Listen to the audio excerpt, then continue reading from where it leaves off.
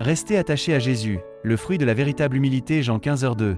Tout rameau qui ne porte pas de fruit, le Père le coupe, et tout rameau qui porte du fruit, il l'émonde afin qu'il porte encore plus de fruits.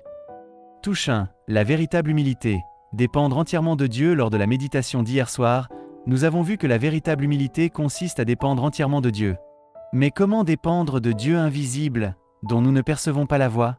Les peuples de l'Ancien Testament considéraient la loi comme la voix de Dieu, et ils s'efforçaient de la respecter strictement.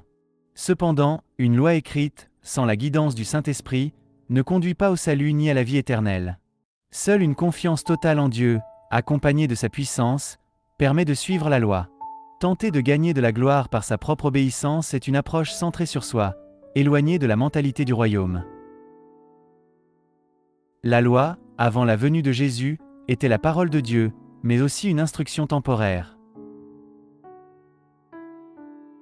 Le Verbe était Dieu, Jean 1h1, touche 2, lire les Écritures avec le Saint-Esprit pour rencontrer Jésus désormais. Jésus est venu, la substance de toutes les Écritures. Mais, en dehors de son ministère terrestre, il demeure invisible, et nous ne le découvrons qu'à travers l'inspiration du Saint-Esprit lors de la lecture des Écritures. Comme les saints de l'Ancien Testament examinaient la loi, nous devons examiner toutes les Écritures, non pas comme de simples règles à suivre, mais en désirant rencontrer Jésus par le Saint-Esprit. Les Écritures et le Saint-Esprit sont le seul chemin pour rencontrer Jésus.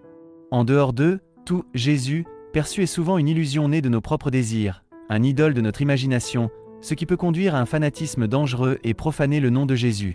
Touche 3. Porteur du fruit. En restant attaché à Jésus, la véritable humilité consiste à s'abandonner entièrement à Dieu et à ne dépendre que de Jésus. Dieu élimine les rameaux inutiles et purifie ceux qui portent du fruit afin qu'ils puissent produire des fruits du royaume sur terre.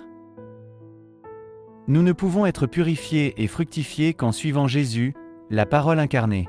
Attention à s'armer seulement de connaissances bibliques et théologiques en pensant pouvoir rester en dehors de Jésus tout en étant sauvés.